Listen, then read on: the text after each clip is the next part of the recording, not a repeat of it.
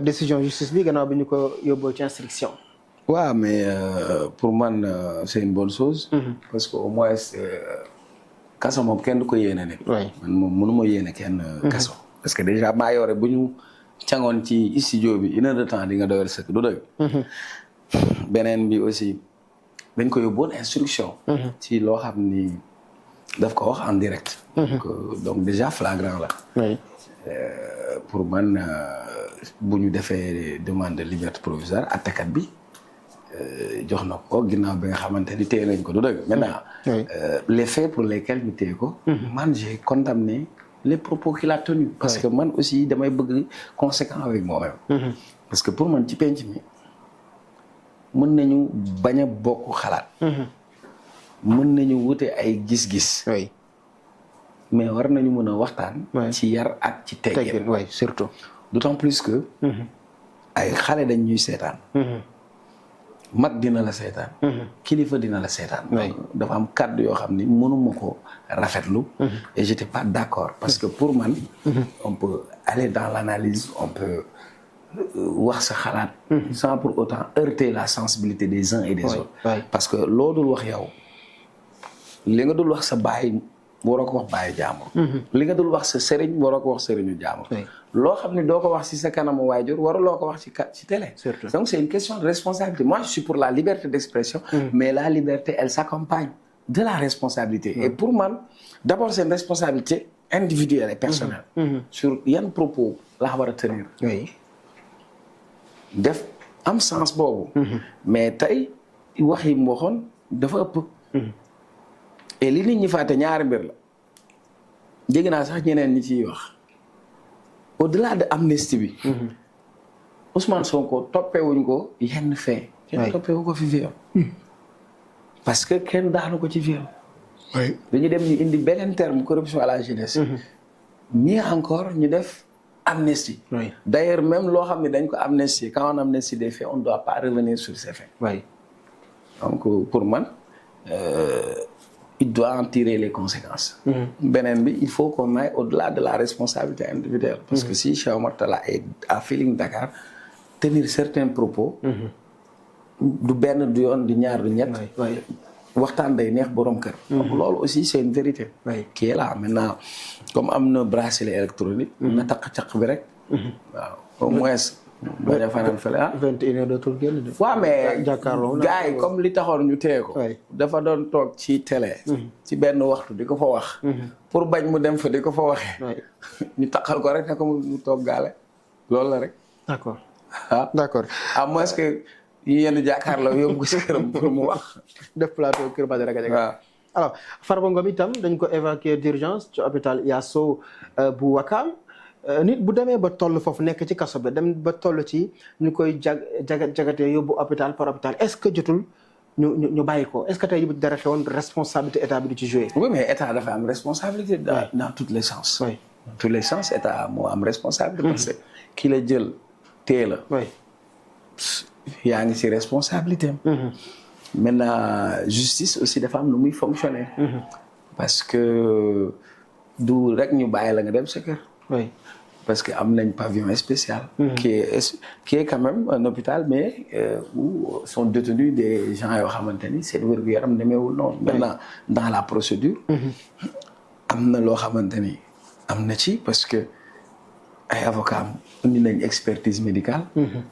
justice indi na contre expertise. bu confirmer donc pour man aussi bu ñu sukkandikoo ci état de santé war nañ ko mën a bàyyi.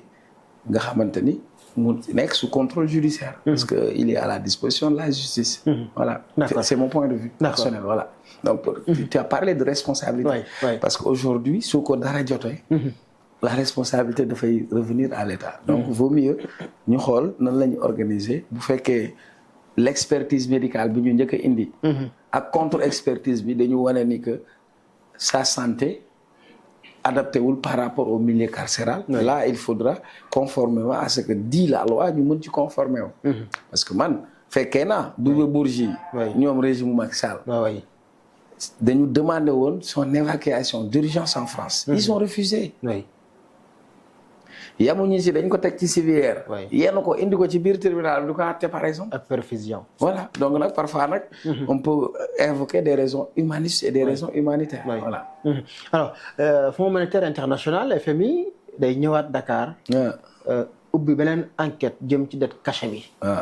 loolu itam du indi jafe-jafe ndax gis nañ Macky Sall aussi mu contre attaque jël ay cabinet d'avocat ni dette cachée bi amul FMI ñëwoon na fi confirmer la dette tey mu ñëwaat ne dafay ubbi beneen enquête pour gën a xam lan moo waral dette bi ak lan moo tax mu échappé leen ñoom.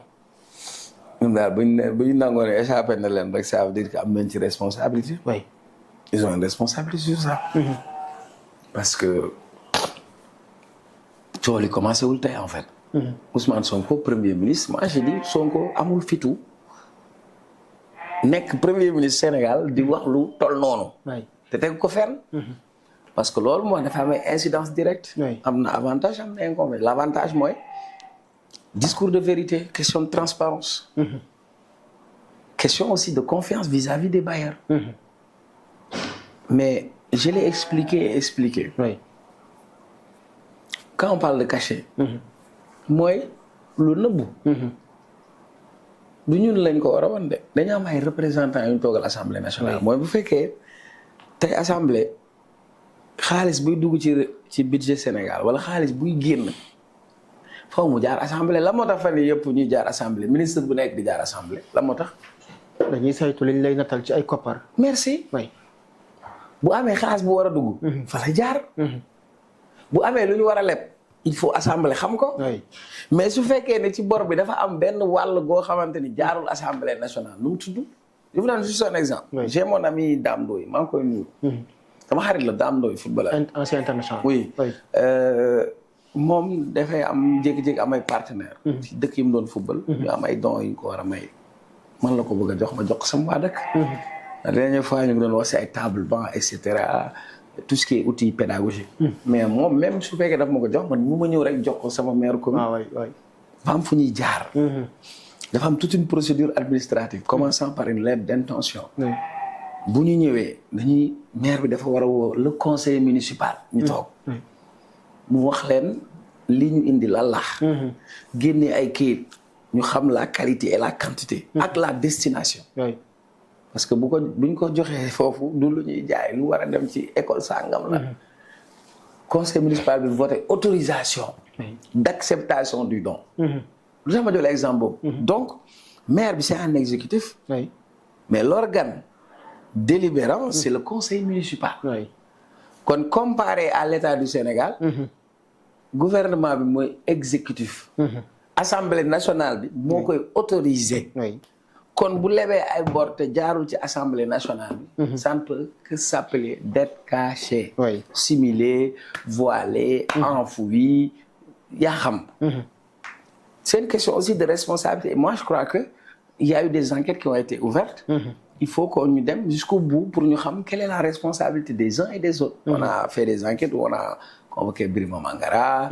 Abdoulaye Daouda Diallo Amadou Ba pour situer les responsabilités convoqué nañ ay yenn banques yi nga xamante ni gisoon nañ ces transactions. il faut qu'on aille au bout des choses beneen bi je vous le dis personnellement man gëwuma FMI. gëmoo FMI. I don't believe FMI. loo gëm. gëwuma FMI. da nga jàpp ni sans FMI man Sénégal man. bien sûr loolu laa gëm sax parce que dama jàpp ni FMI c'est un instrument de domination rek. D'accord. Dans quel contexte lañ créé FMI. parce que la dette c'est une piège en fait. buñ lay ngàll plus nga leen di leb plus ñu lay enfoncer. plus ngay am dépendance baabu si ñoom. alors que tey war nañu wut yeneen alternative de financement du développement. et puis en tant qu'Africain war nañu am ay cadres yoo xam ne ñun moom la ñuy teg. Par exemple, le Sénégal a émis des obligations pour mën a lever ay fonds. On l'a fait une fois, deux fois, parfois même diaspora bond bi ñu ko lever. L'objectif a été atteint. ba romb na ko. ko nañ ma won ban dëkk la FMI développé amul. D'accord. Sous perfusion. bor yoo xam ne bi la ko lebelee tamit ñoom ñoo la koy orienté. duñ ci yem multinationales yi ñoom ñooy gagner les parts. Ensuite les priorités du FMI ce ne sont pas nous nos priorités. léegi-léegi la ñu ubbee émission bi capital humain jàng. la priorité du FMI c'est pas ñu génne ay bourses wala ñu toppatoo suñu jàng. Dans le capital humain on parle de santé la priorité du FMI c'est pas des questions de santé. Le retard que nous avons subi c'est dû à nos rapports avec les FMI. Abdou Sénégal bi muy def dévaluation ak yeneen réewu Afrique. mais c'est les ajustements structurels là c'était le FMI.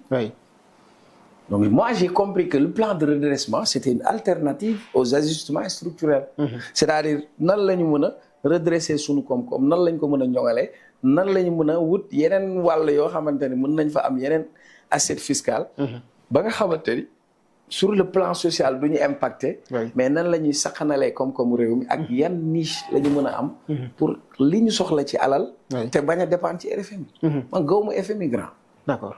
Premier ministre de l'industrie et du commerce Serigne Gueye Diop décroché na benn contrat bu 1000 milliards Arabie Saoudite benn partenariat la boo xam ne dañuy permettre ñu financer zone industrielle yi nga xam ni peut-être Ousmane Sonko la doon campagne loolu aussi peut-être beneen méthode de financement la ci oui mais non c'est-à-dire xam nga y a ce qu'on appelle yenn levier tey surtout la coopération internationale.